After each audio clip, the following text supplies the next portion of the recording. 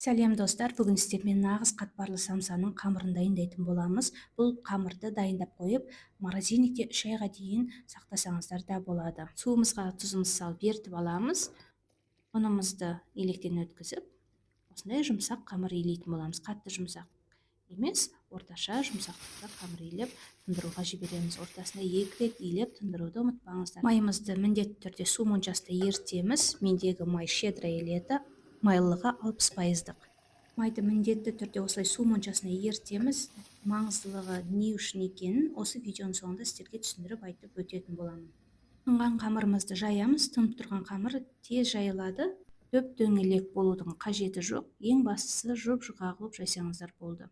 Еріген майымызды жағып шығамыз. Барлық жеріне қолымызбен, алақанымызбен жағып, осылай тарта отыра ораймыз, тартамыз, ораймыз. Екі жаққа қарай осылай айналдырып, енді бәрін жинақтаймыз. Екі шетін осылай ішіне салып тастасаңыздар болады. Міне осылай салафанға салып, холодильникке жібереміз. Менде 3 сағат тұрды. Негізі кешкісін жасап, холодильникке салып қойсаңыздар, ертесі жасасаңыздар өте керемет болады.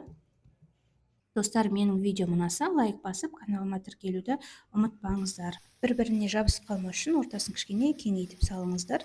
Ауа кірмейтіндей жауып, холодильникке жіберемін. 3 сағат тұрды, кескен кезде осындай болды. Су моншасына қойсаңыздар, осылай тез сіңетін болады. Қараңыздар, қатпарлысы көрініп, әдемі болып шытырлап пісетін болады.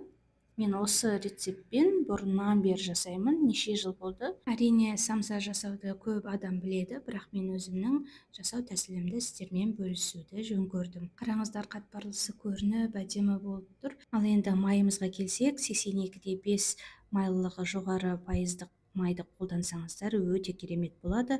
Бірақ сіздер одан төмен майлылығы төмен пайыздық майды қолдансаңыздар, міндетті түрде осылай су моншасында еріткендеріңіз дұрыс.